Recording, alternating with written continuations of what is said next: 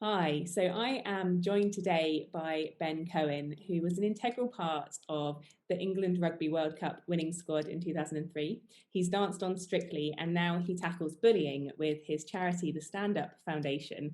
Ben, thank you so much for joining me today. I really appreciate it. That's all right, no problem. So talk to us a little bit more about the foundation. What do you do? What's the work you're doing? Well, I founded the foundation back in 2011, not to reinvent the wheel, but really to highlight what bullying does and the effects it has on people long term, and look at really the last of the isms. Really, we still have racism and homophobia and transphobia was really the sort of last stigma to tackle and break down the barriers on that. It was definitely a bit out of left field. People didn't expect it. I've had a fantastic journey with it. So yeah, it was nice to highlight that. It's nice to support that with grants that we give out with the foundation and make a difference. It has never been more important to stand up against bullying. It's getting worse, which seems crazy because as adults, we know better. We know we should treat each other with respect. We know we should be kind. And I suppose that brings me on to the reason we're talking today. The online abuse suffered by BBC reporter Sonia McLaughlin after Saturday night's game. She interviewed Owen Farrell after the game, asked a couple of questions about some controversial decisions during the game.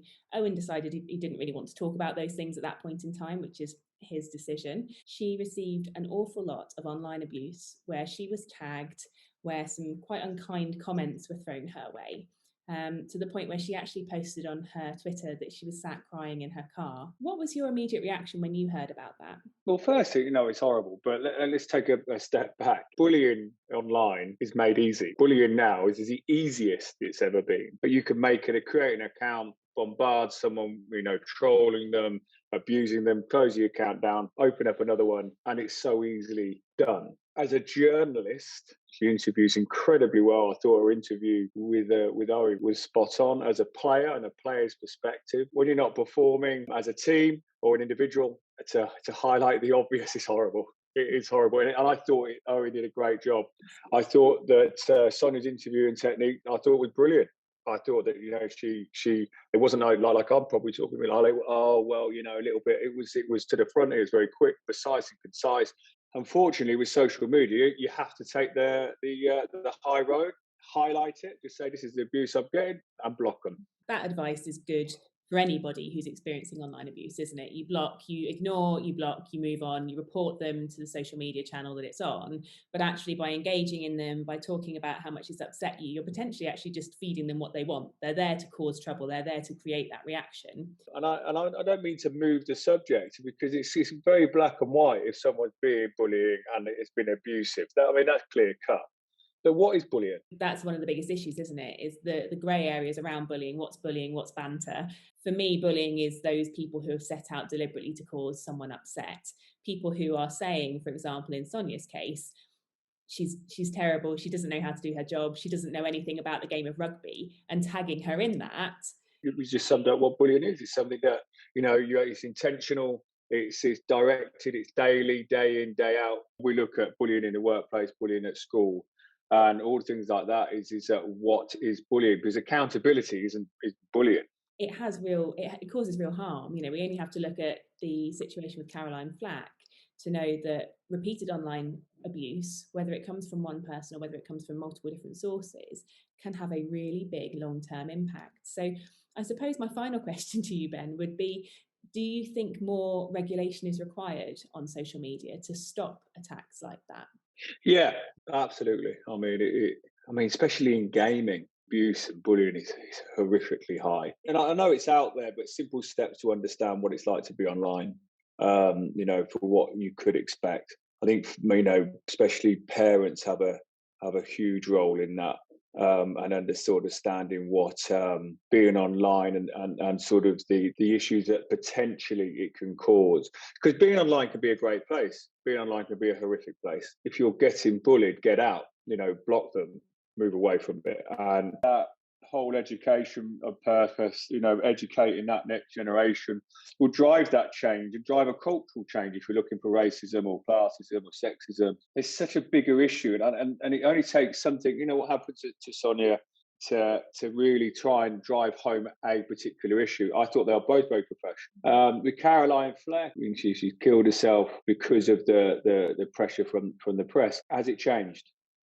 No. Tell me how you see change. I see change in things like your foundation. I see the fact that there exist charities to help educate, to help drive that change from a younger age now that didn't exist 10 years ago. And I think you're right. I think that education has to start young. It has to be consistent. And I think it has to be wider spread. Having doing a lot of talks in businesses, and you don't talk of bullying. They don't talk of bullying. Yeah, bullying's the elephant in the room. How many people put their head above the parapet and saying, I'm getting bullied? And they would say, I got bullied today, I get bullied every week. The banter's, very cutting. The environment's so racist or sexist or classist or whatever it may be. But how many people challenge it? Because when they do, that's when they get up, you're the troublemaker.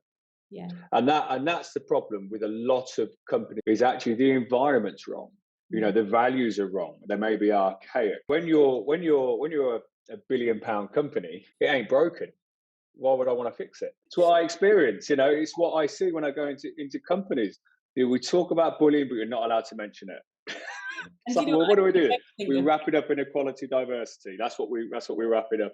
It frustrates me that we're still having a conversation about, like racism. I got asked to be on a board of a sports channel, and they're doing an initiative spending £20 million because they feel that it's time to do a push on racism.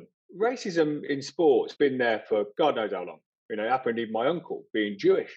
You get, racist slurs, and over time, it's obviously within the black community or anyone's perceived to be different, you get bullied. So we look at the racism issue. I feel that we're in 2021 and they feel they need to spend £20 million on tackling racism. Where were they before? They've been around for decades. So why is it so important now? And what are you doing? And this is what I was asking them.